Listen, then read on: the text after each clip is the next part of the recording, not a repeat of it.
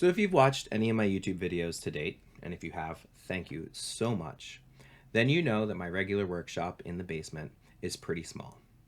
Well, no more. This summer, my wife and I decided to pull the trigger on a garage addition for our home, which is going to include a 10 by 28 workshop for me, with the option for more space if I decide to pull one of the cars out and park in the driveway temporarily. Well, this certainly isn't going to be massive. My space is going to about double.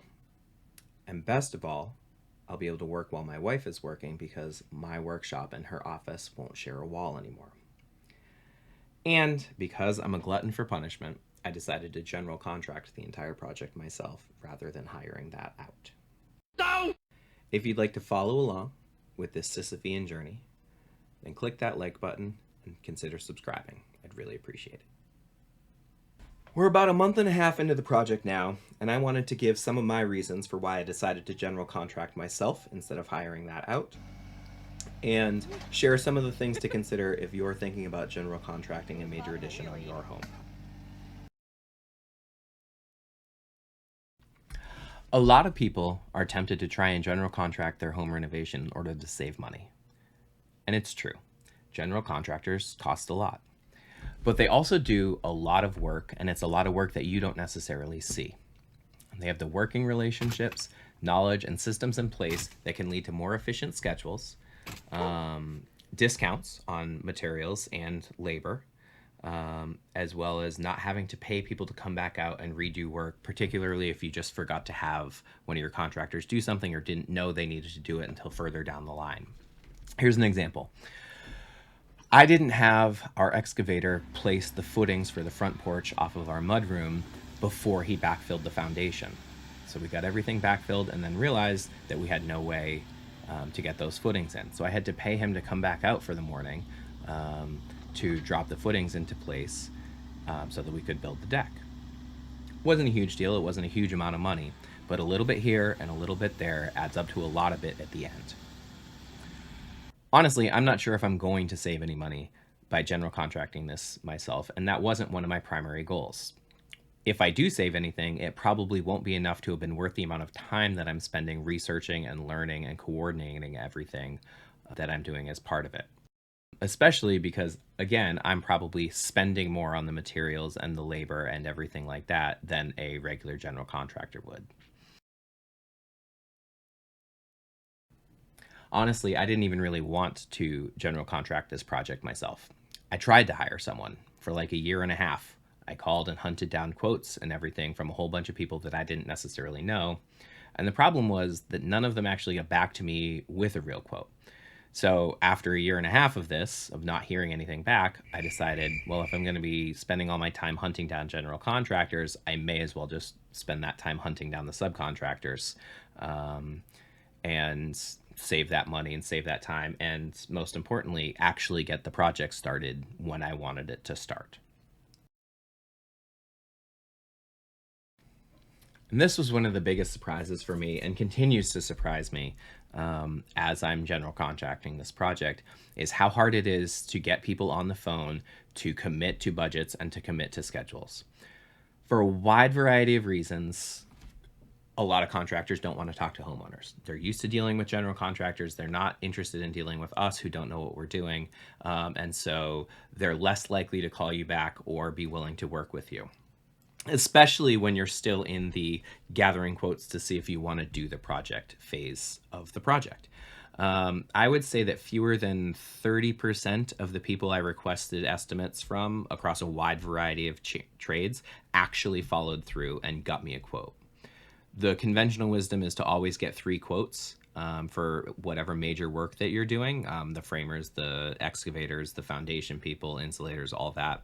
But honestly, there were some people I only got 1 quote from because I reached out to a whole bunch of people, but only one of them ever got back to me. The framer that I eventually hired, he's the only one of 6 people that I contacted who actually provided me a quote. So he won the job by default. So contractors, if a homeowner calls you, you might be able to get that job simply because you're the only one who actually provides a quote.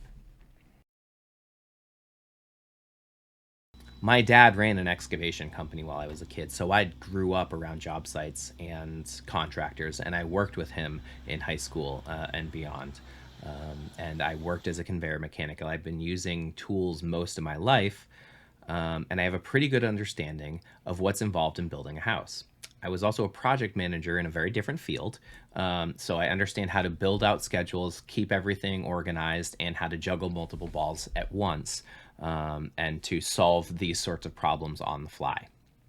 I also have family members who general contracted their own home renovations, and so they were more than happy to give me a ton of advice, as well as the names of good contractors, which is really the most important thing.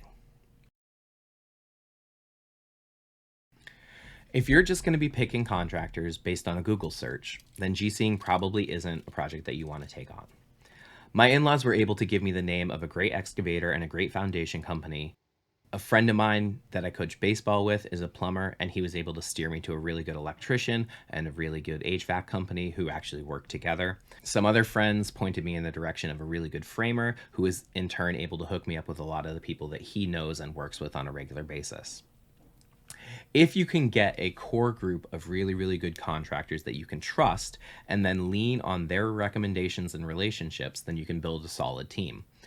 We're starting framing this week. They're actually outside banging nails and cutting boards right now. And so far, every contractor that I've used has been above and beyond. And while they're not always necessarily the cheapest, they've always been acceptable in the realm of affordability. And again, I can trust them to do the job right. Speaking of affordability, that budget that you have in your head for the project that you kind of put together while you were in the design phase, it's wrong by a lot. And not a lot like the 20% contingency budget that we hear about all the time on HGTV. You definitely want one of those. We started planning this edition a few years ago, and the budget that we were picturing then is about 40% smaller than what we're actually going to wind up spending. And that's with me planning to do a lot of the finishing work myself. The problem with budgeting as a homeowner is a classic case of you don't know what you don't know. So in my case, for example, when I got the initial framing estimate from our lumber yard, I looked at it all and everything looked great and put that budget in. But that budget didn't include the cost of the steel beam that's going to carry the second story above the garage. That's $5,000 right there. And then that steel beam needs a crane to place it because, your framers probably can't pick up a 2,000-pound steel beam. That's another grand. The people who pour the floor for your garage probably aren't the same people who pour your foundation, and that's not going to be included in your foundation estimate. That's another $5,000. There's waterproofing your foundation, which is a few $1,000s. Insulation for your house costs way more than I expected. Exterior doors are insane. Each one of our front exterior doors is literally going to cost more than each one of our garage doors, which just makes absolutely no sense to me. There's gutters you probably didn't think about when you were budgeting, and the underlayment system for the tile, not just the tile itself. And the insulation upgrades that you might need to make to the rest of your house to bring your house up to the current code, depending on the size of your addition and the state that you live in. This project is going to have over $2,000 in nails, just framing nails, $2,000. Again, each little bit of money that you spend and that you didn't know about, that adds up. 5,000 here, a couple thousand here, a few hundred here. Then all of a sudden that what you thought was generous 6-figure budget for your addition starts with an entirely new number. So here I am, over budget already, overstressed, smiling and nodding through a whole bunch of conversations that I only understand about 85% of, trying to ask the right questions of the right people, and make the best decisions that I can. And so far, so good. This is what our framers got done in one day. Fortunately, we haven't had any major issues, a few schedule inefficiencies and a few miscommunications, but nothing that has really slowed the project down or cost me a significant amount of money.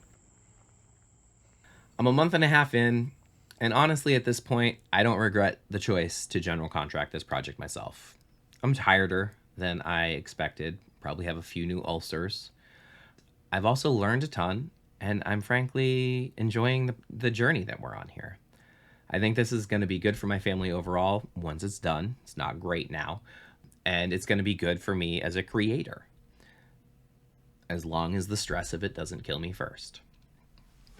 I'll probably post more update videos once the framing's up and give you an updated list of the things that I've learned and a bit more specifics of pitfalls to look out for that are a bit more specific to the mistakes that I made as opposed to general.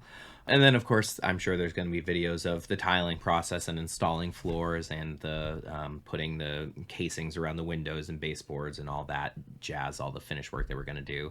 And then, since we have a second story master suite, there's going to be a lot of furniture builds and built-ins and all that I'm sure I will put together and share with you guys as we're going through this journey. If you're interested in following along, or if you want to see any of my other upcoming builds, I've got a toy box coming in the next week or two. Then don't forget to click that like button and subscribe to the channel. And in the meantime, I have some contractors to call to lock down their schedules.